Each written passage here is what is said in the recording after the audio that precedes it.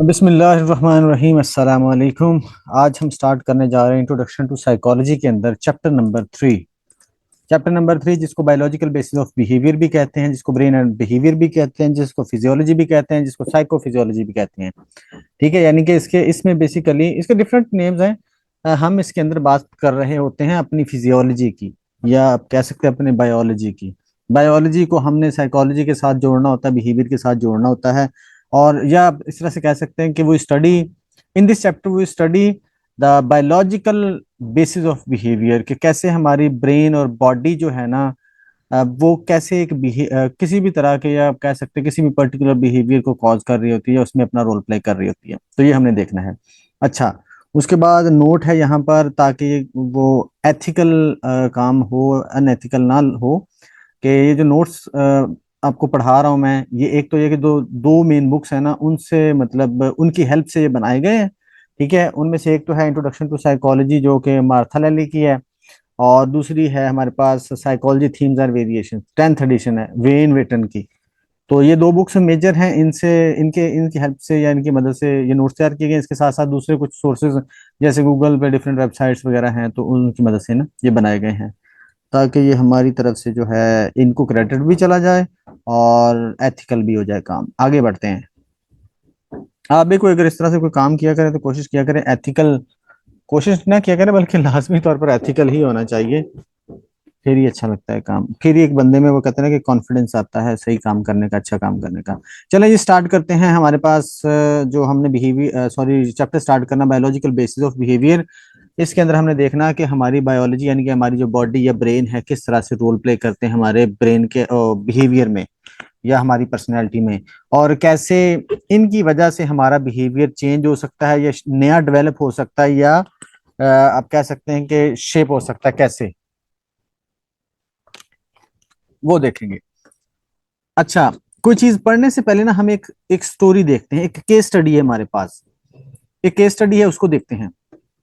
An orderly looking 30 years old mother of three is walking down the street in a CD neighbourhood around 10 PM। 10 बजे के करीब है ना, एक औरत है जिसकी जो एज है ना 30 years है।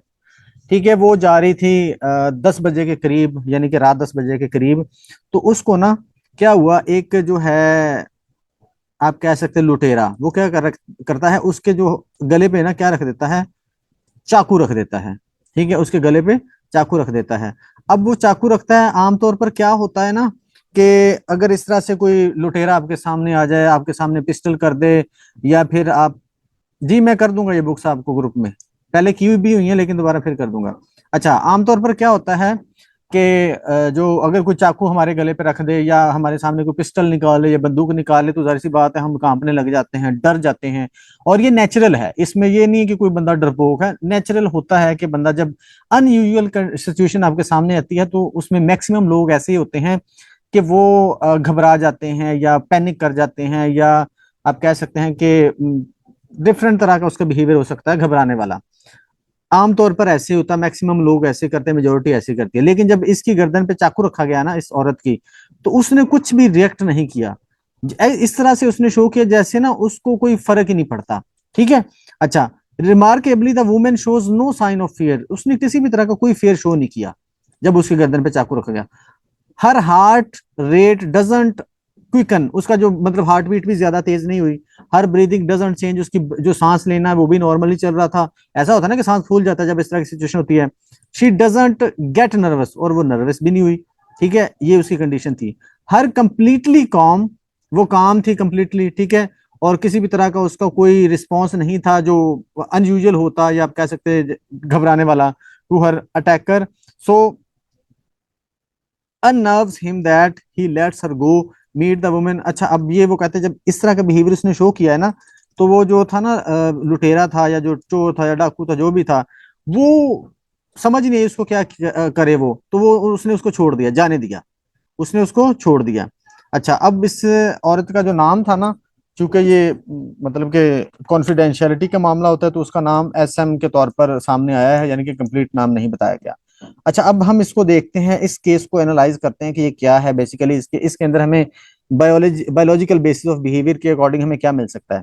The women in this story known by her initials SM has attracted interest from scientists who are intrigued by her apparent inability to exercise fear. अब वो जब ये केस सामने आया या ये केस स्टडी सामने आई ना, तो साइंटिस्ट को बड़ी हैरानी हुई कि यार ये ऐसा क्या था कि इसने फेयर शो नहीं किया, ये घबराई नहीं, इसका सांस नहीं फूला, इसका हार्ट रेट तेज नहीं हुआ, ऐसा क्या सीन था, ये क्यों हुआ ऐसा है। फिर वो इस चीज के पीछे पड़ गए। अच्छा, इन अ recent study designed to investigate SM's fearlessness, researcher exposed her to a variety of situations that would trigger fear in most people। उन्होंने फिर क्या किया, इसको स्टडी करने के लिए ना कि ऐसा क्यों था, उन्होंने डिफरेंट कंडीशंस के अंदर, डिफरेंट सिचुएशंस के अंदर उसको ना लेके गए, जिस जो ना आम लोगों के लिए डराने वाली होती है ना, आप कह सकते हैं इस तरह की सिचुएशन के अंदर को उसको एक्सपीरियंस करवाया। जैसा कि for ethical reason they chose fear inducing stimuli that posed relatively little risk of actual harm। कि उन्होंने फिर एथिकल बनाने के लिए इसको ना ऐसा इस चीज की सिलेक्शन की कि वो ज्यादा हार्मफुल ना हो। अच्छा, for example they took her to an exotic pet store where they exposed her to snakes and spiders. वो एक पेट स्टोर पे उसको ले गए जहां पर स्पाइडर्स, मकड़ियां और सांप वहां पर मौजूद थे। अब वो आमतौर पर तो ये होता ना कि औरत को या लड़की को जब सांप नजर आ जाए तो वो घबरा जाती है। इसको जब लेके गए तो क्या हुआ, what was her reaction, instead of being scared SM was fascinated and repeatedly asked to touch large snakes and tarantula that were not safe to handle. अब वो कहते कि जब वो गई ना, घबराने की बजाय उसने ना बड़ा वो फैसिनेट हुई और उसने बल्कि शौक से ये पूछा, क्या मैं इसको टच कर सकती हूँ, या इसको मैं छू सकती हूँ, या इसके साथ खेल सकती हूँ, ये चीज थी। अच्छा, उसके बाद फिर next the scientist to SM to a famous haunted house while other patrons screamed in fright। SM giggled and poked one of the monsters in the head, again scaring him। अब वो उसको हॉन्टेड हाउस लेके गए, यानी कि जो डरावना हो सकता है, डरावना जिसको बोलते हैं घर जहां पर इन्वायरमेंट इस तरह का होता है, तो वो बजाय इसके कि वो डरती, वो वहां पर भी नहीं डरी। अच्छा, उसके बाद taking yet another tack the researcher showed some clips from well known scary movies. उन्होंने फिर ड्राउनी मूवीज के उसको क्लिप्स दिखाए, सच एज मतलब कोई भी मूवीज उसने जो दिखाई हैं। She found that clips entertaining but she experience no fear. अब उन्होंने उसने ना उस औरत ने जब उसको ये मूवी भी दिखाई गई तो उसने उसको एंटरटेनिंग लिया बजाय इसके कि वो उससे डरती। Finally the researcher used a variety of methods to determine whether SM experiences other emotions. फिर उन्होंने ये देखा कि क्या सिर्फ फियर वाला इमोशन इसमें क्रिएट नहीं हो रहा या बाकी भी नहीं हो रहे। तो फिर उन्होंने बाकी इमोशंस उसके अंदर ना ऐसे एक्सपीरियंसेस करवाए और ऑब्जर्व किया कि वो दूसरे इमोशंस उसमें क्रिएट हो रहे हैं या नहीं। जैसा कि ये एंगर है, सैडनेस है, डिसगस्ट, हैप्पीनेस। तो उनको पता चला कि बाकी सारे इमोशंस क्रिएट हो रहे हैं सिवाय फियर के अलावा बाकी सारे इमोशंस उसमें आ रहे थे। अच्छा, other test demonstrated that SM scores normally on measures of intelligence, language and memory. फिर उन्होंने जब दूसरे टेस्ट किए तो इंटेलिजेंस के टेस्ट पर भी वो पूरा उतरे, लैंग्वेज भी उसके टेस्ट भी ठीक था, मेमोरी वाला टेस्ट भी ठीक ठीक था, ये सारे मामला ठीक थे। अच्छा, फिर इशू कहाँ पर था, मामला क्या था फिर।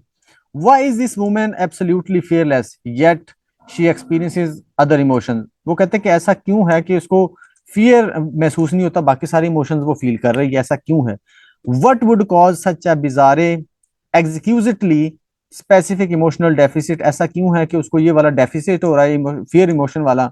It turns out that in childhood, अब यहाँ पर एक वो उसका खुलासा आप कह सकते हैं, उकदा खुलता है क्या। It turns out that in childhood, SM suffered an extremely rare disease that destroyed a small structure called amygdala। उसको बचपन में कहते हैं कि ऐसी बीमारी हुई थी, जो रेयर बीमारी है, रेयर डिजीज है, जिसने उसकी जो ना ब्रेन की एक स्ट्रक्चर को डिस्ट्रॉय किया, डैमेज किया। किसको किया, एमेगडाला। हमारे ब्रेन के अंदर एक पार्ट होता है जिसको एमेगडाला बोलते हैं, उसको डैमेज किया। Which is located in both the right and left halves of brain, जो लेफ्ट और हाफ ब्रेन के दरमियान में पाया जाता है। Many studies mostly with animals have suggested that the amygdala is a crucial control centre for the experience of fear. फिर मतलब कि ये चीज प्रूव है या एक्सपेरिमेंट से बताई गई है कि जो एमेगडाला है ना हमारे ब्रेन के अंदर, वो हमारे फियर रिस्पॉन्स या फियर इमोशन को क्या करता है, उसमें अपना रोल प्ले करता है, उसको कंट्रोल करता है। उसी से बेसिकली फियर जनरेट होता है ब्रेन के उस पार्ट से। अच्छा, SM's case provides compelling new human evidence that the amygdala has a unique role in the regulation of fear. फिर एक नई चीज सामने आई कि जो इमोशन को, ये फियर इमोशन, इसको रेगुलेट करना एमेगडेला का काम है basically. By the way, if you are thinking that being fearless sounds appealing, अब यहाँ पर ये केस खत्म होता है। केस क्या था कि उसको फिर जो है वो फील नहीं होता था। तो जब उन्होंने इस पर स्टडी की तो उनको पता चला कि जी बाकी सारी चीजें तो हर चीज नॉर्मल है, लेकिन बचपन में उसको बीमारी हुई थी जिसने उसका एक ब्रेन का पार्ट डैमेज किया, जो कि एमेगडेला था। और ये इस चीज से साबित ये हुआ कि एमेगडेला हमारे फियर रिस्पॉन्स को रेगुलेट करता है, वो ही उसके अंदर रोल प्ले करता है, उसकी वजह से हम फियर फील कर रहे होते हैं। अच्छा, उसके बाद एक और चीज है, by the way, if you are thinking that being fearless sounds appealing, think again. अगर अब ये हमारे सीखने की एक और बात है कि अगर आप सोच रहे हैं ना कि खौफ ना आना या डर ना पैदा होना ये एक अच्छी चीज है, ये अच्छी चीज नहीं है, ये नुकसानदेह भी है। कैसे? The research on SM has shown that she is fundamentally lacking when it comes to detecting when she is in danger, which is why she has a long history of getting herself into perilous situations। अब वो कहते हैं कि जब आपको, आपके अंदर खौफ वाला एलिमेंट पैदा ही नहीं होगा, यानी कि आपको, जब आपके अंदर खौफ वाला एलिमेंट पैदा ही नहीं होता या आपका ब्रेन उसको क्रिएट ही नहीं कर पाता, तो आपको ये कैसे रियलाइज होगा कि you are in danger, you are in dangerous situation, ये आपको कैसे रियलाइज होगा? तो इसी वजह से वो कहते हैं कि उसके साथ भी ऐसी बहुत सारी सिचुएशंस हैं, आई हैं या वाकयात थे कि वो अपने आप को, मतलब कि उसको ऐसी सिचुएशन में ले जाती थी जो उसके लिए खतरनाक होती थी, लेकिन उसको फील ही नहीं होता था। जैसे मिसाल के तौर पर, हम सांप हमारे सामने आए तो हम, नॉर्मल रिएक्शन तो यही है और होना भी यही चाहिए कि उससे डरना चाहिए। क्यों? क्योंकि हमें पता उसके ने काट लिया तो मर जाएंगे। लेकिन ये क्या है, इसको उसको सांप को देखकर वो फियर क्रिएट ही नहीं होता, तो इसलिए इसके अंदर वो डर पैदा ही नहीं होता और वो अवॉइड ही नहीं करती। तो ये चीज है कि अगर फियर क्रिएट नहीं होगा या वो फील नहीं करेंगे तो फिर आपकी जान को खतरा हो सकता है। SM usually case provides dramatic demonstration that behavioural functioning is ultimately controlled by the brain. अब यहाँ पर वो कहते हैं इस केस से हमें पता चल रहा है कि हमारा जो बिहेवियर है ना वो ब्रेन से कंट्रोल हो रहा है। ठीक है, ब्रेन से कंट्रोल हो रहा है। ब्रेन अगर सही से काम करेगा, या जिस तरह से जो ब्रेन काम करेगा ना उसी तरह से हमारा बिहेवियर होगा। The fact that SM feels that all other emotions except fear shows just how precise the biological basis of behaviour can B.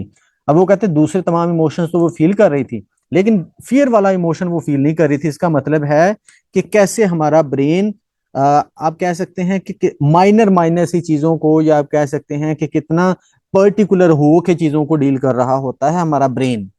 ठीक है, जैसे कि बाकी सारे इमोशंस तो वो सही फील कर रही है, लेकिन फियर वाला इमोशन वो फील नहीं कर रही। The human brain is so complex, no computer has ever come remotely close to duplicating it. बहुत कम्प्लेक्स है, इसको डुप्लीकेट यानी कि इसका कोई मुकाबला नहीं है। Your nervous system contains as many cells busily integrating and relaying information as there are stars in our galaxy। वो कहते हैं कि हमारे जो सेल्स है ना हमारी बॉडी के अंदर, जैसे गैलेक्सी के अंदर स्टार्स हैं, इसी तरह से मौजूद हैं, इसी तरह से मौजूद हैं, और इंफॉर्मेशन को रिले कर रहे हैं, आगे भेज रहे हैं, या अपने काम में बिजी हैं।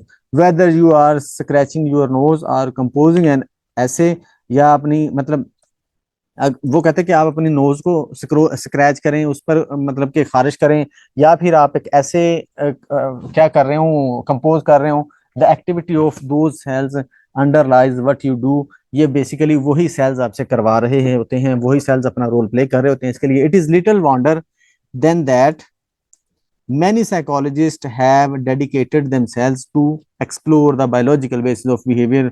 और साइकोलॉजिस्ट क्या करते हैं, इसी चीज को एक्सप्लोर करते हैं, किसको? Biological basis of behaviour. ये केस, इस केस से बेसिकली क्या है, एक छोटी सी हमने, आप कह सकते हैं इंट्रोडक्शन के तौर पर ये केस आपको सुनाया है, ये केस स्टडी आपको बताई है, ताकि आपको पता चले या एक हमारी ना बेस बन जाए कि basically biological basis of behaviour है क्या।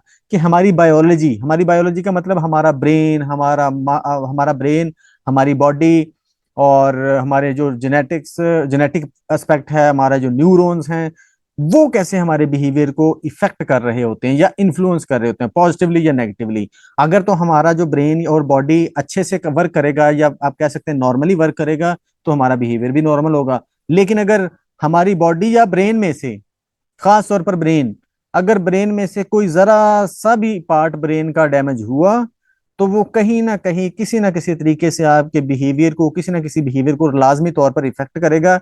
जैसे हमने ये केस स्टडी के अंदर देखा कि एक अमेगडेला डैमेज हुआ, और उससे क्या हुआ, उसमें फियर क्रिएट होना ही बंद हो गया। तो ये basically biological basis of behaviour का आगाज है कि कैसे ये कॉज कर रहा होता है हमारे बिहेवियर को। हाँ जी, समझ आई आपको यहाँ तक केस स्टडी की? एक और छोटा सा एक सिचुएशन है हमारे पास, सिनेरियो है कि हमारे नर्वस सिस्टम के अंदर कैसे कम्युनिकेशन हो रही होती है। Imagine you are watching a scary movie, आप एक डरावनी मूवी देख रहे हैं। As the tension mounts your palm sweating sweat and your heart beat faster. आपका मतलब कि आपकी जो, जब डरावनी मूवी देख रहे हैं ना, तो जाहिर सी बात होता है कि जैसे जैसे डरावनी मूवी आगे बढ़ती है आपकी टेंशन बढ़ती जाती है, फिर आपकी हथेलियों पर वो कहते हैं पसीना आना शुरू हो जाता है, आपकी हार्ट बीट बढ़ जाती है। You begin shovelling popcorn into your mouth. उस एंग्जाइटी के अंदर या उस स्ट्रेस के अंदर, टेंशन के अंदर आप पॉपकॉर्न खाना शुरू करते हैं। तो फिर क्या होता है कि उसमें से कुछ पॉपकॉर्न आपकी झोली में गिर जाते हैं। ये एक सिनेरियो है। If someone were to ask you what you are doing, अगर आपसे पूछा आप क्या कर रहे हो, मतलब ये क्या हो रहा है, या आप क्या बेसिकली कर रहे हो, तो आप कहते हो कि मैं मूवी देख रहा हूँ, कुछ भी नहीं कर रहा। यानी कि आपके बिहेवियर को देख के नोट करता है ना क्या हुआ, तो आप कहते हो कुछ भी नहीं, मैं मूवी देख रहा हूँ। Yet some highly complex processes are occurring without your thinking about them. अब वो कहते हैं कि इस वक्त क्या हो रहा है, some highly complex processes are occurring, कुछ प्रोसेसेस हो रहे हैं without your thinking about them. आपके उस उन प्रोसेसेस को के बारे में सोचे बिना ही प्रोसेस हो रहे हैं। कौन से प्रोसेस? अ स्टिमुलस, पहला पहला प्रोसेस स्टिमुलस, यानी कि स्क्रीन से रोशनी आपको eye, is tracking your eyes. ठीक है, ऑलमोस्ट इंस्टेंटेनियसली क्या होता है, your brain is interpreting the light stimulus, उसको इंटरप्रेट करता है। And signals are flashing to other parts of your body, और फिर उसके सिग्नल्स आपकी बॉडी में फैल जाते हैं, leading to a flurry of activity, उस एक्टिविटी को करवाने के लिए। Your sweat glands are releasing perspiration. अब ग्लैंड्स यहाँ पर आपके वो क्या कर रहे हैं, परस्पिरेशन रिलीज कर रहे हैं।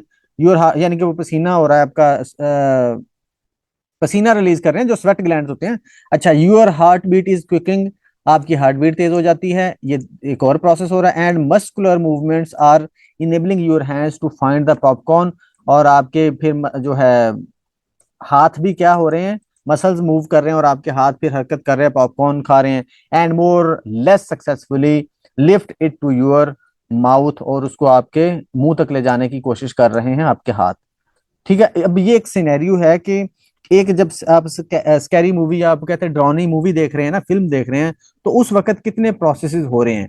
वो एक रोशनी है, यानी कि स्टिमुलस आपको मिला स्क्रीन से, उसमें आपने कोई सीन देखा, उसने फिर आपके पूरी तरह से आपके ब्रेन पर जाके इफेक्ट किया। उस ब्रेन की वजह से सिग्नल्स आते हैं आपकी बॉडी के डिफरेंट पार्ट्स को, जिसकी वजह से आपकी बॉडी के अंदर डिफरेंट मैकेनिज्म्स क्या होते हैं, फंक्शनल हो जाते हैं, और डिफरेंट रद्दमल्स आना शुरू हो जाते हैं, जैसे पसीना आना, हार्ट बीट का बढ़ना, आपका घबरा जाना, और अनकॉन्शियसली एंजाइटी के अंदर पॉपकॉर्न का उठा के खाना, फिर कुछ पॉपकॉर्न का नीचे गिर जाना, मतलब कि वो सक्सेसफुली नहीं हो पाता प्रोसेस। ये सारे प्रोसेस हो रहे होते हैं, कहते हैं, लेकिन इसमें के बारे में आप सोच नहीं रहे होते, लेकिन ऑटोमेटिकली हो रहे होते हैं। किसकी वजह से? वो जो इन्वायरमेंट से आपको स्टिमुलस मिला था। Even in this simple example you can see that behaviour depends on rapid information processing. अब ये कैसे हो रहा है, कहते हैं रैपिड इंफॉर्मेशन प्रोसेसिंग हो रही होती है हमारी बॉडी के अंदर। Information travels immediately from our eye to your brain. अब जो है हमारी आंखों से फौरन से ब्रेन तक गई information, from your brain to muscles of your arms. अब फिर ब्रेन से क्या आता है, मोटर न्यूरॉन्स लेके आते हैं उसको, आर्म्स तक लेके आते हैं, हमारे पाम्स तक लेके आते हैं। ठीक है, इस तरह से हो रहा है। In sense your nervous system is a complex communication network in which signals are constantly being received, integrated and transmitted. Nervous system हमारा क्या कर रहा होता है, सिग्नल को रिसीव कर रहा है, फिर उसको जनाब इंटीग्रेट कर रहा है, फिर उसको आगे ट्रांसमिट कर रहा है। The nervous system handles information just as the circulatory system handles blood. Nervous system बिल्कुल हमारे ब्लड का जो सर्कुलेटरी सिस्टम होता है उसी तरह काम कर रहा है। In this section we take a close look at communication in the nervous system. इसमें हम इस चैप्टर के अंदर, इस टॉपिक के अंदर हम यही चीज देखेंगे कि कैसे कम्युनिकेशन हो रही होती है। ये थी बेसिकली हमारी बेस। ये इस सब्जेक्ट को समझने के लिए आपकी बेस थी। पहली जो केस स्टडी हमने देखी और बाद में जो दूसरा सिनेरियो देखा कि कैसे हमें जब स्टिमुलस मिल रहा होता है तो उसकी वजह से हमारी बॉडी के अंदर जो डिफरेंट चेंजेस आ रहे होते हैं, उन चेंजेस की वजह से फिर हमारा बिहेवियर भी उसी तरह से इफेक्ट हो रहा होता है या इन्फ्लुएंस हो रहा होता है। दो एग्जाम्पल से मैंने आपको बता दिया है। अब आगे बढ़ते हैं। Every behaviour begins with biology. Our behaviours as well as our thoughts and feelings and produced by the actions of our brains, nerves, muscles and glands. ये सारे हमारा जो बिहेवियर या फीलिंग्स थॉट वगैरह इन्हीं की मदद से क्या हो रहे होते हैं, क्रिएट हो रहे होते हैं। इस चैप्टर के अंदर अंदर हम यही सारी चीज देखेंगे कि कैसे हमारा ब्रेन और बॉडी मिलकर काम कर रहे होते हैं। अच्छा, we will see that the body is controlled by an information highway known as nervous system. हमारा बॉडी जो होती है ना, उसको कंट्रोल कर रहा होता है हमारा नर्वस सिस्टम। पूरा जो एक पैकेज है जो जो हमारी बॉडी को करवा रहा होता है, सारे प्रोसेस या काम करवा रहा होता है। नर्वस सिस्टम क्या होता है? A collection of hundreds of billions of specialised and interconnected cells through which messages are sent between the brain and the rest of the body. Nervous system billions of cells पर मुश्तमिल होता है, जिसके अंदर क्या हो रहा है, मैसेजेस कम्युनिकेट हो रहे होते हैं हमारे नर्वस सिस्टम को लेकर हमारी बॉडी के तमाम पार्ट्स तक। The nervous system consist of central nervous system, इसके आगे दो पार्ट होते हैं नर्वस सिस्टम के, central nervous system, peripheral nervous system. उसके बाद we will see that our behaviour is also influenced in the large part by the endocrine system. Endocrine system से भी हमारा बिहेवियर इन्फ्लुएंस हो रहा होता है। ये क्या होता है? The chemical regulator of the body that consist of glands that secretes hormones. Endocrine system glands पर मुश्तमिल होता है जो कि हार्मोन्स रिलीज करते हैं, और हार्मोन्स डिफरेंट आप कह सकते हैं फंक्शंस की वजह बनते हैं हमारी बॉडी के अंदर। अब नर्वस सिस्टम को एक डायग्राम के फॉर्म में देख लेते हैं, इससे समझना आपको बहुत इजी हो जाएगा, आपको ज्यादा खपना नहीं पड़ेगा। नर्वस सिस्टम दो पार्ट्स में डिवाइड होता है, दो आप कह सकते हैं फर्दर दो सिस्टम इसके बन जाते हैं।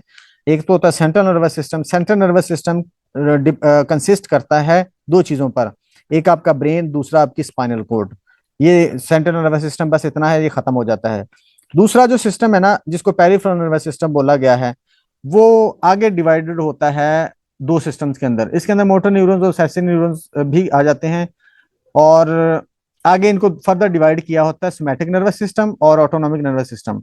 बहुत दफा जब आपको डिवीजन की बात होती है ना, तो वहां पर सेंसरी और मोटर न्यूरॉन्स को अलग से बताया जाता है, इस तरह इसमें नहीं बताया जाता है, इस तरह जैसे ये बताया गया है। अच्छा खैर, पेरिफेरल नर्वस सिस्टम के आगे दो न्यू सिस्टम होते हैं, सोमैटिक नर्वस सिस्टम और autonomic nervous system. Somatic nervous system वो नर्वस सिस्टम होता है हमारा, या बॉडी का वो पार्ट होता है जो हमारे तमाम वॉलंटरी मूवमेंट्स को कंट्रोल करता है। वॉलंटरी मूवमेंट्स जो हम जानबूझ के काम कर रहे होते हैं, या हमारी बॉडी हमसे हम जानबूझ के जो काम करवा रहे होते हैं, यानी कि कॉन्शियसली, वो हमारे वॉलंटरी मूवमेंट्स होती हैं या वॉलंटरी फंक्शंस होते हैं, उसको कंट्रोल करता है सोमैटिक नर्वस सिस्टम। और ऑटोनॉमिक नर्वस सिस्टम ये तमाम इनवॉलंटरी रिस्पॉन्सेज को कंट्रोल करता है या इनवॉलंटरी फंक्शंस को कंट्रोल करता है। आप इसको याद रखने का बेहतरीन तरीका यही है कि ऑटोनॉमिक से ही याद रखें। ऑटोनॉमिक यानी कि ऑटोमेटिक, ऑटोनॉमिक यानी कि ऑटोमेटिक। ऑटोमेटिक का क्या मतलब होता है? जो इनवॉलंटरी। इनवॉलंटरी का मतलब क्या होता है? जो अनकॉन्शियसली हो रहे होते हैं, हम उसके लिए मतलब रिस्पॉन्सिबल नहीं होते खुद करने के, कि ये हम करें, कहेंगे तो होगा, हम नहीं कहेंगे तो नहीं होगा। ठीक है, ये सिस्टम, ये जो फंक्शंस है, ये होने ही होने होते हैं। जैसे मिसाल के तौर पर हमारी हार्ट बीट है, इसको हम रोक नहीं सकते, ये खुद ही चलती रहेगी, यानी कि इसको हम खुद नहीं चलाते, ये चलती जा रही है। हमारी जो नब्ज है, ठीक है, पल्स हमारी, वो भी चल रही है। इसके साथ साथ जनाब हमारा जो सांस है, ये भी खुद ही हो रहा है। हम इसको नहीं कह रहे कि सांस मैं कहूंगा तो आएगा, नहीं कहूंगा तो नहीं आएगा। इसके साथ साथ हमारी बॉडी के जो इंटरनल फंक्शंस होते हैं, जैसे फेफड़ों का काम करना, हमारे लंग्स का काम करना, इसके साथ साथ हमारी स्टमक का काम करना, हमारे जितने भी बॉडी के इंटरनल पार्ट्स हैं उन सबका काम करना खुद ब खुद। हम खुद तो नहीं उनको कहते कि हाँ भाई बॉडी के ये पार्ट, ये तू ये काम शुरू कर दे, तू ये काम शुरू कर दे, ऑटोमेटिकली हो रहा है। ये सारे ऑटोनॉमिक नर्वस सिस्टम कंट्रोल करता है। ऑटोनॉमिक नर्वस सिस्टम फर्दर आगे दो पार्ट्स में डिवाइड होता है, दो सिस्टम्स आगे इसके निकलते हैं या दो पार्ट्स निकलते हैं। एक तो होता है सिंपैथेटिक नर्वस सिस्टम, और दूसरा होता है parasympathetic nervous system. Sympathetic nervous system वो नर्वस सिस्टम है जो आपसे हमदर्दी वाला सिस्टम है। मैं इसको इस तरह से याद रखने के लिए बोलता हूँ, मैं याद रखने के लिए या कॉन्सेप्ट क्लियर करने के लिए इस तरह बताता हूँ। सिंपैथेटिक नर्वस सिस्टम है ना, और इसको आप याद रखें सिंपैथी। सिंपैथी क्या होती है? हमदर्दी। ये वो सिस्टम होता है जो आपसे हमदर्दी रखता है, यानी कि जब आप किसी प्रॉब्लम में होंगे ना, या आप किसी अनयूजुअल सिचुएशन में फंस जाते हैं, तो वहां पर ये सिस्टम आपके काम आता है, आपकी पूरी बॉडी को एक्टिव कर देता है, या आप कह सकते हैं उस चीज के लिए आपको काबिल बना देता है जो उस वक्त आपको जरूरत होती है। जैसे मिसाल के तौर पर अचानक से आप बाइक पे जा रहे हैं या गाड़ी पे जा रहे हैं, तो अचानक से कोई पैनिक वाली सिचुएशन आ जाए, या आपस में गाड़ी टकरा जाए, या आप कह सकते हैं आपके सामने से कोई गाड़ी आ जाए, तो उस वक्त फौरन से ये सिस्टम एक्टिव हो जाता है और आपको एक्टिव कर देता है कि वहां पर जो पर्टिकुलर आपको एक्शन लेना चाहिए वो ले लो। ये सिस्टम उसमें रोल प्ले कर रहा होता है। इसी तरह से फर्ज कर ले आपके सामने सांप आ जाता है, आपके सामने शेर आ जाता है, उस सिचुएशन के अंदर ये जो सिस्टम है ना, ये आपको फौरन से एक्टिव कर देगा। बॉडी के उन पार्ट्स को जिनकी आपको जरूरत होगी उस वक्त, उनको फॉर वो सारी एनर्जी वहां पर जमा कर देगा, ये सिंपैथेटिक नर्वस सिस्टम। और आपको यानी कि इसको सिंपली समझाने के लिए ये इसके कॉन्सेप्ट के लिए इसको बोला जाता है फाइट और फ्लाइट। ये वो सिस्टम है जो आपको फाइट और फ्लाइट के लिए तैयार करता है, या आप तो आपने फाइट करनी होती है, या फिर आपको फ्लाइट यानी कि आपको सिचुएशन से निकलना होता है। तो दोनों में से कोई भी सिचुएशन होगी उसके लिए आपको यही तैयार करेगा। अच्छा, उसके बाद इसका ये जो दूसरा सिस्टम है वो इसके उलट है, पैरासिम्पैथेटिक डिवीजन या पैरासिम्पैथेटिक नर्वस सिस्टम। वो जो हमारी बॉडी एक्टिव होगी ना, यानी कि जब हम किसी प्रॉब्लम में होते हैं तो अचानक से हम एक्टिव हो जाते हैं, हमारी पूरी बॉडी एक्टिव हो जाती है उस सिचुएशन से फेस करने के लिए, सिचुएशन को, या उससे निपटने के लिए, या उससे निकलने के लिए। तो बाद में फिर उसको जो काम डाउन करना है ना, वो पैरासिम्पैथेटिक डिवीजन ने करना होता है। यानी जब आप किसी खास सिचुएशन के अंदर आपकी बॉडी पूरी तरह से एक्टिव हो जाती है, उस एक्टिव बॉडी को बाद में, या वो जितने भी फंक्शंस होते हैं, पार्ट्स बॉडी के एक्टिव होते हैं ना, उसको फिर नॉर्मल करने के लिए पैरासिम्पैथेटिक डिवीजन जो है काम करती है। यानी कि वो आपको फिर बॉडी को रेस्ट की हालत में लेके आती है, और या फिर डाइजेस्ट करवाती है आपको। ये बेसिकली आपका नर्वस सिस्टम है शॉर्टली। अच्छा, ब्रेन क्या करता है? Receives and process sensory information, ये रिसीव करेगा, प्रोसेस करेगा, इनिशिएट रिस्पॉन्सेज, रिस्पॉन्सेज को इनिशिएट करवाएगा, स्टोर करता है memories, store memories, generate thoughts and emotions, ये इन सब में अपना रोल प्ले करता है। स्पाइनल कोड क्या करती है? Conduct signals to and from the brain, ये सिग्नल्स को क्या करती है? ब्रेन तक लेके भी आती है और ब्रेन से वापस लेके भी जाती है। कंट्रोल्स रिफ्लेक्सेस एक्टिविटीज, और रिफ्लेक्सेस एक्टिविटीज को भी ये कंट्रोल करती हैं। जैसे मिसाल के तौर पर हम ऐसे तमाम बिहेवियर जो हमने जिसमें हमने फौरन से रिएक्ट करना होता है, हम आमतौर पर तो हमें यही पता है ना, या हम यही सोचते हैं कि हमारे हर बिहेवियर की वजह हमारा ब्रेन होता है। यानी कि ब्रेन चीजों को प्रोसेस करता है, उसके बाद फिर हमें वो कमांड जारी करता है न्यूरॉन्स के थ्रू, कि बॉडी के किसी भी पार्ट को जिसको जिसको हमें उस वक्त मूवमेंट देनी होती है या काम करवाना होता है, तो वो ब्रेन से ही सारा सिग्नल आ रहे होते हैं। नॉर्मल आमतौर पर यही सोचते हैं, लेकिन हमारे एक ना कुछ रिफ्लेक्स सेक्शंस होते हैं, हमारे कुछ रिफ्लेक्स सेक्शंस होते हैं। रिफ्लेक्स सेक्शन का मतलब क्या होता है? कि जहां पर हमने अचानक से या फौरन से रिस्पॉन्स करना होता है, वो जो सारे कंट्रोल करता है ना, वो हमारी स्पाइनल कोड कंट्रोल करती है। जैसे मिसाल के तौर पर, अगर आपका हाथ किसी गर्म चीज को लगता है, गर्म आप कह सकते हैं कि आपने चाय बनाने के लिए या खाना बनाने के लिए गैस सिलेंडर पे रखा हुआ था कोई बर्तन, तो अचानक से उसको हाथ लग जाता है। अब उसको आपने क्या करना है? फौरन से वापस हटाना है। अब वो फौरन से जो वापस हटाना, वो आपका रिफ्लेक्स सेक्शन है, ठीक है? उसको कंट्रोल करेगा आपका स्पाइनल कोड। वो रिफ्लेक्स सेक्शन आपसे स्पाइनल कोड करवा रही है, ना कि ब्रेन। ये याद रखना, ये कॉन्सेप्ट है। बहुत दफा इसमें ना बच्चे फंस जाते हैं, वो ब्रेन लगा देते हैं कि रिफ्लेक्स सेक्शन की वजह कौन बनता है, रिफ्लेक्स सेक्शन का जिम्मेदार कौन है, तो हम ब्रेन लगा देते हैं, उसके स्पाइनल कोड जिम्मेदार होती है। इसी तरह से हमारी फर्ज करें आंख में कोई चीज जाने लगती है, तो उस वक्त फौरन से आंख को बंद करवाना, वो भी रिफ्लेक्स सेक्शन है हमारा, वो भी स्पाइनल कोड ही करेगी। उसकी रीजन ये कह सकते हैं कि क्योंकि ब्रेन तक जो इन्फॉर्मेशन जानी ना, उसमें जाने में और आने में टाइम लगता है। हालांकि इतना ज्यादा टाइम नहीं लगता, लेकिन फिर भी टाइम लगता है कि पहले सिग्नल ब्रेन तक जाएगा, ब्रेन उसको प्रोसेस करेगा, प्रोसेस करके वो देखेगा कि रीजनेबल रिस्पांस कौन सा है, फिर उसके कमांड भेजेगा कि ये वाला रिस्पांस जाके कर दो, तो उसमें फिर देर हो सकती है। तो इसलिए जो रिफ्लेक्स सेक्शन है जिसमें फौरन से रिस्पांस की जरूरत होती है, तो वो फिर स्पाइनल कोड ही परफॉर्म करवा देती है। क्लियर है ये बात? हाँ जी, अब आ जाते हैं हम neuron. What is neuron? Start करते हैं इसको बकायदा से हम, इसके आप बेसिक मतलब कि बेसिक से स्टार्ट करते हैं अब इसको। नर्वस टिश्यू या बेसिक हार्डवेयर।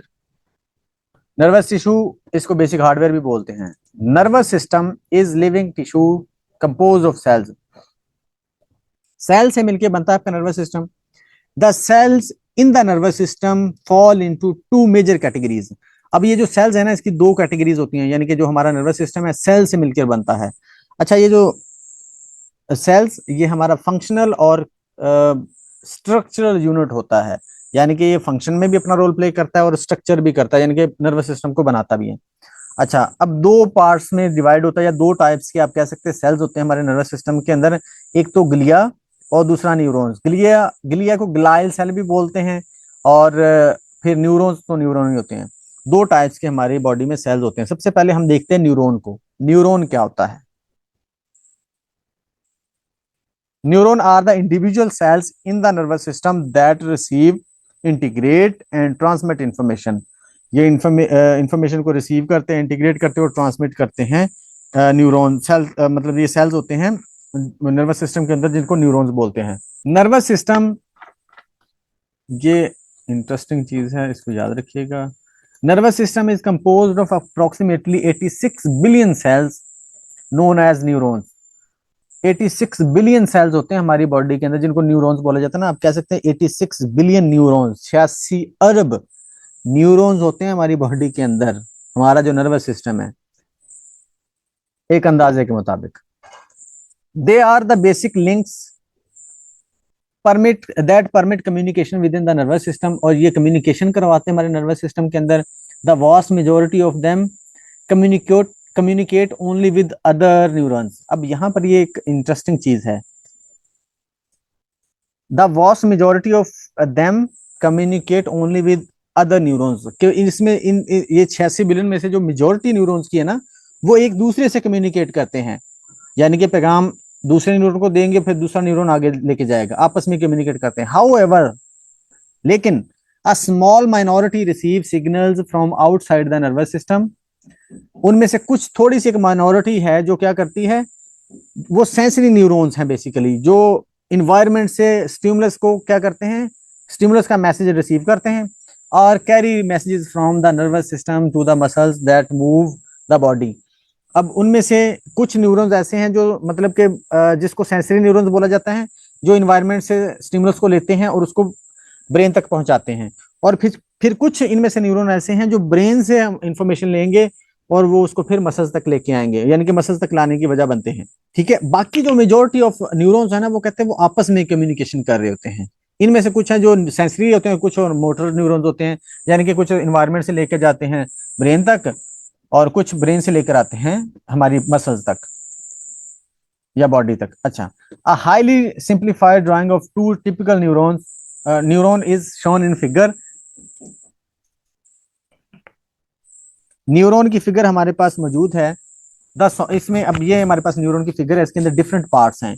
ये सोमा है, इसके अंदर न्यूक्लियस होता है, फिर डेंड्राइट है, फिर एक्सॉन है, शॉन सेल है, माइलिन शीट है, नोड्स ऑफ रेनवियर हैं, फिर उसके बाद एक्सॉन टर्मिनल, जिसको टर्मिनल बटन भी बोला जाता है। ये डिफरेंट पार्ट्स हैं। अब इन डिफरेंट पार्ट्स को देख लेते हैं एक एक करके। The soma or cell body, ये सोमा या सेल बॉडी इसको क्या बोलते हैं, contains the cell nucleus and much of the chemical machinery common to most cells. अब इसमें ये सोमा जिसको सेल बॉडी भी बोला जाता है, इसके अंदर न्यूक्लियस होता है, ठीक है, ये वाला, ये सारा पार्ट, ये गोल सा जो सारा पार्ट है ना, ये क्या कहलाता है, सोमा या सेल बॉडी कहलाता है। ये जो रेडिश सा है, ये पिंक सा है। अच्छा, सोमा का मतलब बॉडी भी होता है। The rest of the neuron is devoted exclusively to handling information. अब वो कहते हैं कि मोस्ट ऑफ द जो सेल्स होते हैं ना, the soma or cell body contains the cell nucleus and much of the chemical machinery common to most cells, यानी कि ऐसे मतलब कि ऐसी केमिस्ट्री रखते हैं जो कि मोस्ट ऑफ द सेल्स में भी मौजूद होती है, यानी कि उनके साथ जो कम्युनिकेट करना होता है आगे, तो इसलिए। अच्छा, the rest of the neuron is devoted exclusively to handling information. जो बाकी न्यूरॉन्स होते हैं, जो बाकी न्यूरॉन है, सॉरी, जो बाकी न्यूरॉन है ना, वो इंफॉर्मेशन को हैंडल करने के लिए होता है। अच्छा, the neuron in figure have a number of branches, branched feeler like structures called dendrites. अब ये जो इसके साइडों पे आपको नजर आ रहे हैं ना, ये दंदाने से, इनको डेंड्राइट्स बोलते हैं। डेंड्राइट्स क्या करते हैं, are the parts of the neuron that are specialised to receive information. इन्होंने क्या करना होता है, दूसरे न्यूरॉन से इंफॉर्मेशन लेनी होती है, या रिसीव करनी होती है, या एक्सेप्ट करनी होती है। Most neurons receive information from many other sales, मतलब कि दूसरे न्यूरॉन से क्या करते हैं, इंफॉर्मेशन एक्सेप्ट करते हैं, ये जो डेंड्राइट्स होते हैं। मैं आपको इसकी ना रुकिएगा पिक्चर दिखाता हूँ। ये पिक्चर है हमारे, ये दो न्यूरॉन है आपके सामने, दो न्यूरॉन है। अब ये जो ऊपर वाला न्यूरॉन है ना, मैं इसको थोड़ा सा जूम करता हूं ताकि आपको क्लियर हो जाए। ये ऊपर वाला न्यूरॉन है ना, इसके जो डेंड्राइट्स है ना, ये दूसरे न्यूरॉन के टर्मिनल बटन से जुड़े हुए हैं, यानी कि डेंड्राइट्स दूसरे न्यूरॉन से इंफॉर्मेशन ले रहा है। अब ये इंफॉर्मेशन ऐसे है, ये नीचे से, यानी कि ये जो सेल बॉडी से होती हुई इस एक्सॉन से गुजरी है, एक्सॉन से इस टर्मिनल बटन में गई, इस टर्मिनल बटन से फिर दूसरे न्यूरॉन के डेंड्राइट से उसने मिलना है, उस डेंड्राइट के जरिए उस न्यूरॉन में जाएगी, उस न्यूरॉन से होती फिर इस तरह से आगे ट्रेवल करती चली जाती है। ये इस तरह से अपना रोल प्ले करता है डेंड्राइट्स इंफॉर्मेशन को रिसीव करने में। अच्छा, आगे बढ़ते हैं। From the many dendrites the information flows into the cell body, dendrite से सेल बॉडी में जाती है information, then travels away from the soma along the axon, फिर एक्सॉन के थ्रू आगे जाती है। एक्सॉन क्या होता है, ये जो आपको वायर से नजर आ रही है ना ऐसे, ये बारीक सा और लंबा सा पार्ट इस न्यूरॉन का, ये एक्सॉन है। इसके थ्रू फिर कहते हैं आगे चली जाती है, ठीक है। अब आगे जाती है इससे सेल बॉडी से, फिर आगे टर्मिनल बटन में जाती है, टर्मिनल बटन से फिर अगले न्यूरॉन को शिफ्ट हो जाती है। In humans, many axons are wrapped in cells with the high concentrated of white fatty substance called myelin.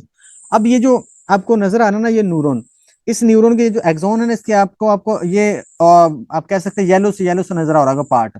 एक और मैं आपको दिखा देता हूँ, ये वाला पार्ट, ये व्हाइट सा पार्ट आपको नजर आ रहा होगा, जैसे ये कवर है बेसिकली ना इस एक्सॉन का।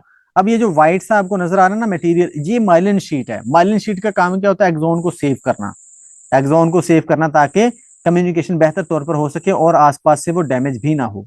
ये माइलिन शीट का काम होता है। By preventing axon from sprouting in new directions, myelin also stabilise axon structure and patterns of connectivity in neural networks. Myelin sheath का काम होता है कि वो बेसिकली उसको स्टेबल करके रखे और उसको आसपास इन्वायरमेंट से बचा के रखे ताकि कम्युनिकेशन सही हो। अगर वो कहते हैं माइलिन शीट डैमेज हो जाए तो क्या होता है, वो सिग्नल जो है ना वो सही तरीके से ट्रांसमिट नहीं हो सकेंगे।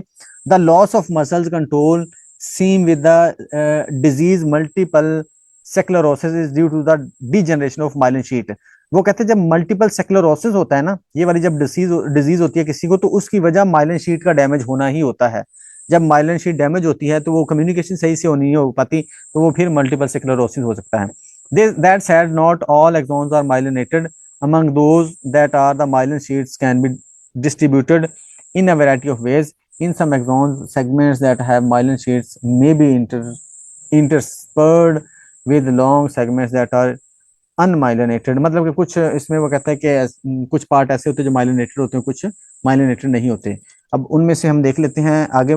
है axon is segmented by a series of breaks between the sausage like segments of the myelin sheath. अब इनमें से वो कहते हैं कि ये देखिएगा जरा, हाँ ये वाला न्यूरॉन, इनमें आपको नजर आ रहा होगा कि ये जो माइलिन शीट है ना, इसके दरमियान में आपको कुछ थोड़ी सी स्पेस नजर आ रही होगी, यानी कि ये माइलिन शीट को टुकड़ों में डिवाइड किया हुआ है इसने। ठीक है, ये जो दरमियान में नजर आ रहा है इसको बोलते हैं नोड्स ऑफ रेनवायर। नोड्स ऑफ रेनवायर ये क्या काम करते हैं? ये बेसिकली ये जो वक्फा वक्फा होता है ना इनके दरमियान में, ये कहते हैं कि कम्युनिकेशन को तेज करने में हेल्प करते हैं। इनको नोड्स ऑफ रेनवायर बोलते हैं। इसमें क्या होता है? The electrical charge moves down the axon from segment to segment, एक सेगमेंट से दूसरे सेगमेंट में जाता है in a set of small jumps, jump लगा के, moving from node to node. अब वो कहते हैं कि बेसिकली नोड्स ऑफ रेनवियर का मकसद क्या होता है? वो जो कम्युनिकेशन होती है, मैसेज का जाना होता है ना, उसको तेज करना होता है इसका काम। अच्छा, उसके बाद the axon ends in a cluster of terminal buttons which are small knobs that secrete chemicals. अब ये जो हमने लास्ट में देखा था ना कि इसकी दूसरी साइड पे क्या होता है? टर्मिनल बटन्स होते हैं ये वाले, ये साइड पे। ये क्या करते हैं? ये केमिकल जो न्यूरोट्रांसमीटर को सिक्रिएट करते हैं, यानी कि इसने जब दूसरे न्यूरॉन के साथ मिलना है ना, डेंड्राइट्स के साथ, तो यहाँ से फिर केमिकल न्यूरोट्रांसमीटर्स निकलते हैं और वो फिर मैसेज को आगे पहुंचाते हैं दूसरे न्यूरॉन तक। अच्छा, उसके बाद these chemicals serve as the messengers that may activate neighboring neurons। ये एक्टिवेट कर देते हैं फिर साथ वाले न्यूरॉन को, और फिर उसमें मैसेज चला जाता है और आगे फिर उस तरह से ट्रेवल करता जाता है। The points at which neuron interconnect are called synapses. जहां पर ये न्यूरॉन मिलते हैं ना आपस में, उसको साइनैप्स बोलते हैं। जैसे मैं ये दिखा रहा हूँ आपको, ये साइनैप्स है बेसिकली। ये हमारा क्या है? टर्मिनल बटन है, और ये हमारे पास है डेंड्राइट, यानी कि ये दूसरे का डेंड्राइट है, ये टर्मिनल बटन है। यहाँ से फिर ये केमिकल मैसेंजर यानी कि न्यूरोट्रांसमीटर्स निकल रहे हैं, ये एक्टिवेट करेंगे दूसरे न्यूरॉन को, उसमें ये चले जाएंगे और फिर उससे आगे पैगाम चलता चला जाता है। अब ये जो जगह है ना जहाँ पर ये जो ट्रांसफर हो रहा है पैगाम, इसको बोलते हैं साइनेप्सिस।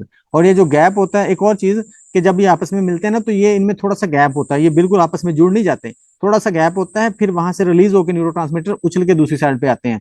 अच्छा, यानी कि उसमें से रिलीज होते हैं तो वो दूसरे न्यूरॉन में चले जाते हैं। अब इस यहाँ पर थोड़ा सा गैप होता है, इस गैप को साइनेप्टिक गैप बोलते हैं। जो न्यूरॉन इन्फॉर्मेशन दे रहा है उसको प्री साइनेप्टिक न्यूरॉन बोलते हैं, और जो इन्फॉर्मेशन ले रहा है उसको प्री साइनेप्टिक न्यूरॉन बोलते हैं। और ये जो यहाँ पर रिलीज हो रहा है इसको न्यूरोट्रांसमीटर बोलते हैं। और जो दूसरा न्यूरॉन जहां पर ये एक्सेप्ट करेगा, यानी कि जो जिस न्यूरॉन में जो ये न्यूरोट्रांसमीटर जाते हैं, वहां पर उसके टर्मिनल बने होते हैं या दरवाजे इसको कह लेते हैं इसकी जुबान में। उसको उनको रिसेप्टर बोलते हैं, न्यूरोट्रांसमीटर रिसेप्टर, जो उसको एक्सेप्ट करेंगे या इंटर करवाएंगे दूसरे न्यूरॉन में। साइनेप्स का मतलब ये ग्रीक वर्ड है, इसका मतलब होता है जंक्शन। अच्छा, उसके to summarise information is received at the dendrites is pass through the soma and along the axon. Soma से होती है, मतलब डेंड्राइट एक्सेप्ट करता है, लेता है, फिर वो सोमा में आती है, सोमा से होते हुए एक्सॉन के थ्रू आगे चली जाती है, and is transmitted to the dendrites. फिर से दूसरे न्यूरॉन के डेंड्राइट्स को ये ट्रांसफर हो जाती है, जो कि साइनैप्स के थ्रू हो रहा होता है प्रोसेस सारा। यहां तक कोई क्वेश्चन आपका? ये जो हम बायोलॉजिकल बेसिस ऑफ बिहेवियर पढ़ रहे हैं ना, इसमें से क्वेश्चन लाजमी आते हैं, और 10 के करीब क्वेश्चन आते हैं, 10 से 12, ये याद रखिएगा। 10 के आसपास तो लाजमी क्वेश्चन इसमें से आते हैं, ज्यादा हो सकते हैं, इतने तो लाजमी होते हैं। ये इतना इंपॉर्टेंट सब्जेक्ट है। मेरे ख्याल में अगर हम इससे मिलते जुलते भी क्वेश्चन निकालें ना इस सब्जेक्ट से, तो वो 15 बन सकते हैं। ठीक है, तो मतलब इतना ये इंपॉर्टेंट है सब्जेक्ट। 10 तो मेरे ख्याल में लाजमी होंगे जो आते हैं, मतलब नॉर्मली। तो क्योंकि यही तो बेसिकली बेस बन रहा होता है ना हमारे बिहेवियर की, हमारी पर्सनैलिटी की, उसके अंदर चेंज आ रहा है, उसमें उसमें इतना सारा रोल प्ले करता है ये। ठीक है, हमारी यानी कि ब्रेन और बॉडी, हमारी बायोलॉजी जो होती है, उसी से तो बेसिकली बहुत सारी चीजें हमारी डैमेज, मतलब इफेक्ट हो रही होती हैं, इन्फ्लुएंस हो रही होती हैं। हमारा बिहेवियर, हमारी फीलिंग्स, हमारी थॉट्स, हमारी पर्सनैलिटी। तो इसलिए ये इंपॉर्टेंट सब्जेक्ट है। अगर आप इसकी हाउ नाउ नहीं रखेंगे तो how you can treat your patient, खास तौर पर जब न्यूरोट्रांसमीटर्स की बात आती है, जब डिसऑर्डर्स की बात आती है, तो बहुत सारे डिसऑर्डर्स इसके साथ एसोसिएटेड होते हैं, न्यूरोट्रांसमीटर्स के साथ। जैसे डिप्रेशन है, तो डिप्रेशन के अंदर आपका सीरोटोनिन और डोपामीन अपना काम कर रहे होते हैं। स्किज़ोफ्रेनिया के अंदर डोपामीन अपना रोल प्ले कर रहा होता है। यानी कि हर डिसऑर्डर के अंदर कोई ना कोई न्यूरोट्रांसमीटर आपको इन्वॉल्व मिलेगा। तो इसलिए अगर आप इसको नहीं समझेंगे तो वो दूसरा भी आपको समझ नहीं आएगा। बहुत दफा आपको क्वेश्चन पूछा होता है कि स्किज़ोफ्रेनिया में कौन सा न्यूरो ट्रांसमीटर अपना रोल प्ले करता है। डोपामिन ज्यादा हो जाएगा तो स्किज़ोफ्रेनिया हो जाता है ना। जब ज्यादा जरूरत से ज्यादा रिलीज होना शुरू हो जाए तो फिर वो स्किज़ोफ्रेनिया की तरफ चला जाता है बंदा, अगर कम हो तो फिर डिप्रेशन की तरफ चला जाता है। तो ये इस तरह से कैसे कॉज कर रहा होता है आपको पता होना चाहिए। अगर एक बंदे को आपको पता है कि स्किज़ोफ्रेनिया है, तो आप फौरन से समझ जाएंगे कि डोपामिन का इशू आ रहा है। तो आप कोशिश करेंगे कि उसका डोपामिन जो है ना वो कम करवाएं उसका किसी ना किसी तरीके से। ठीक है, अगर तो आप साइकाइट्रिस्ट हो तो फिर तो जाहिर सी बात आप मेडिसिन देंगे जो उसको ब्लॉक कर देगा या उसको सुस्त कर देगा उस प्रोसेस को, तो वो फिर थोड़ा सा बेहतर फील करेगा पेशेंट। अगर वो डिप्रेशन में है तो फिर आप उसका वो सेरोटोनिन इंक्रीज करवा देते हैं या रिलीज करवा देते हैं, या सेरोटोनिन की मेडिसिन देते हैं, तो वो फिर अच्छा फील करना शुरू कर देता है जब तक मेडिसिन लेता रहता है। तो मतलब ये एक चीज, अगर आपको ये केमिस्ट्री आती है ना, ये केमिस्ट्री पता है कि कौन सा न्यूरो कैसे अपना मतलब काम कर रहा होता है या रोल प्ले कर रहा होता है, तो आप बहुत सारी चीजें इजीली अंडरस्टैंड कर जाते हैं और उनको डील करना भी आसान हो जाता है। ये आगे जाके हम न्यूरो को भी पढ़ेंगे। ये बेसिकली बताने का मकसद इसकी इंपॉर्टेंस बताना था। अच्छा, उसके बाद हमारे पास दूसरी कैटेगरी होती है ग्लिया, या ग्लाइल सेल भी इसको बोलते हैं, ग्लिया भी बोलते हैं। अच्छा, glia are cells found throughout. Glial cell, मेरे ग्लाइल जो है वो सिंगल है, ग्लिया का मतलब प्लूरल है आई थिंक, जमा। ग्लिया आर सेल्स, या फिर इसका मतलब उलट होगा, अब मुझे मेरे माइंड में नहीं आ रहा, लेकिन मैंने आपको बता दिया। अच्छा, glia are cells found throughout the nervous system that provides various types of support for neurons. अच्छा, ये ग्लियल सेल, ये ग्लिया जो होते हैं ना, ये भी नर्वस सिस्टम के अंदर ही पाए जाते हैं। लेकिन इंटरेस्टिंग बात ये है कि ये जो हमारे न्यूरॉन्स होते हैं ना, ये इनकी प्रोटेक्शन के लिए या इनकी सपोर्ट के लिए होते हैं। इनका काम न्यूरॉन्स के लिए ही खिदमात देना होता है। और ये पहली स्टडी ऐसी थी, पहली स्टडीज जो थी ना रिसर्चर्स, उनके अंदर यही कहा जाता था कि ग्लाइल जो सेल, ये जो ग्लिया या ग्लाइल सेल्स है ना, इनका काम ही न्यूरोट्रांसमीटर को प्रोटेक्ट करना, उनको खुराक देना, और जो वेस्ट होगा न्यूरॉन्स का उनको साफ करना, ये इनका काम है, या उनको सपोर्ट प्रोवाइड करना, ये इनका काम होता है। ग्लिया लिटरली, इसको ग्लू भी बोलते हैं, tend to be much smaller than neurons. ये न्यूरॉन से भी छोटा होता है। It was once thought that they outnumbered neurons by as much as 10 to 1। पहली जो स्टडीज है ना, पहले ये सोचा जाता था कि ये न्यूरॉन से ना कई गुना ज्यादा है। जैसे यहाँ पर बताया गया है कि एक न्यूरॉन के लिए 10 ग्लाइल सेल्स मौजूद होते हैं। ये पहले सोचा जाता था कि ये न्यूरॉन से ज्यादा होते हैं हमारे नर्वस सिस्टम के अंदर। But recent researches recent researches suggest that human brain consists of roughly equal number of neurons and glial cells। कि न्यूरॉन्स और ग्लाइल सेल्स इक्वल नंबर्स में ही मौजूद होते हैं, कोई एक दूसरे से ज्यादा या कम नहीं होता। पहले ये ऐसा होता था, पहले जो पुरानी बुक्स है उनमें ये लिखा होता था कि जो ग्लाइल सेल्स है ना, ये ज्यादा होते हैं कई गुना न्यूरॉन से। अच्छा, ग्लाइल सेल्स सर्व मैनी फंक्शंस, बहुत से फंक्शन ये परफॉर्म करता है। For example, they supply nourishment to neurons, help remove neurons waste products, and provide insulation around many axons. The myelin sheets that in case some axons are derived from special type of glial cells, यानी कि ये different काम कर रहा होता है, उसको nourish भी कर रहा होता है, उनके वेस्ट को साफ भी कर रहा होता है, उनको सपोर्ट भी प्रोवाइड कर रहा है, उनको इंसुलेशन भी दे रहा है एक्सॉन के इर्द गिर्द। और जो माइलिन शीट है ये बेसिकली ग्लाइल सेल्स ही बनाते हैं।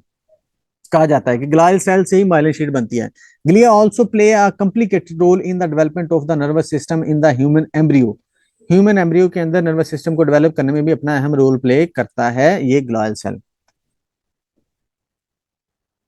अच्छा, उसके बाद इंटरेस्टिंग एक और चीज है, these functions which have been known for many years made glial cells the unsung heroes of the nervous system.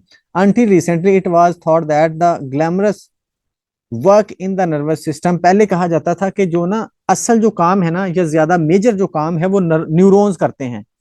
लेकिन अब उसके बाद पता चला है कि ये न्यूरॉन्स जो कम्युनिकेशन, खास तौर पर कम्युनिकेशन की बात है या ट्रांसमिशन की बात है या सिग्नल को कम्युनिकेट करना, उसकी जो बात है वो कहा जाता है पहले न्यूरॉन्स ही करते हैं। लेकिन अब जो रिसेंट स्टडीज हैं उन्होंने ये बताया है कि जो ग्लायल सेल्स हैं ये भी जो है ना सिग्नल को ट्रांसमिट करने में, कम्युनिकेट करने में अपना रोल प्ले करते हैं। New researchers however suggest that glia may also send and receive chemical signal, ये chemical signal send भी करते हैं और receive भी करते हैं। some type of glia can detect neural impulses and send signals to other glial cells, some of which can feed signal back to neurons, यानी कि एक दूसरे को पैगाम भेज सकते हैं, इसके साथ साथ न्यूरॉन्स को भी ये देते हैं। Surprised by this discovery neuroscientist are now trying to figure out ये कैसे, मतलब ये अब चूंकि ये अब नई चीज पता चली है तो अब साइंटिस्ट इस चीज के पीछे पड़े कि ये कैसे कम्युनिकेट करवाता है। अच्छा, उसके बाद एक और इंटरेस्टिंग कुछ फैक्ट्स हैं इसके बारे में। Recent research suggesting that glial cells may play a role in a variety of major disorders, ये डिसऑर्डर्स के अंदर भी अपना रोल प्ले करते हैं। कौन कौन से डिसऑर्डर्स के अंदर? For example some studies indicate that dysfunction in glial cells may contribute to the cognitive impairment seen in schizophrenic disorders, यानी कि ये अगर डिसफंक्शन होंगे ना ये ग्लायल सेल्स तो ये कॉग्निटिव इंपेयरमेंट का बायस बनेंगे, उसकी रीजन बनेंगे जो कि हम स्किज़ोफ्रेनिक डिसऑर्डर्स के अंदर देख रहे होते हैं। Another line of research has raised the possibility that a gradual deterioration of glial tissue might contribute to Alzheimer disease, और ग्लायल सेल्स की डिटोरिएशन या इसके डैमेज होने की वजह से अल्जाइमर डिजीज भी हो सकती है। अल्जाइमर डिजीज को भी किसी ना किसी तरीके से ये कॉज करते हैं ग्लायल सेल्स। अच्छा, glial cells have also been implicated a key factor in the experience of chronic pain, chronic pain के अंदर भी इनकी इन्वॉल्वमेंट होती है। Although glia may contribute to information processing in the nervous system, but bulk of this crucial work is handled by neurons. वो कहते हैं अगरचे ग्लायल सेल्स भी कंट्रीब्यूट करते हैं कम्युनिकेशन के लिए नर्वस सिस्टम के अंदर, लेकिन मेजर काम जो है ना वो न्यूरॉन्स ही करते हैं। ये भी अपना किसी ना किसी हद तक रोल प्ले करते हैं कम्युनिकेशन के अंदर, लेकिन जो मेजर काम है ना वो न्यूरॉन्स ही हैंडल करते हैं। अच्छा, मिसकंसेप्शन क्या थी पहले? Misconception neurons are the responsible for all the information processing in the nervous system, ये मिसकंसेप्शन थी। मैंने भी जो स्टार्ट में पढ़ाया था मैंने भी ऐसे ही पढ़ाया था कि न्यूरॉन्स सिर्फ कम्युनिकेशन करते हैं, ये उनको प्रोटेक्ट करते हैं या उनको सपोर्ट प्रोवाइड करते हैं।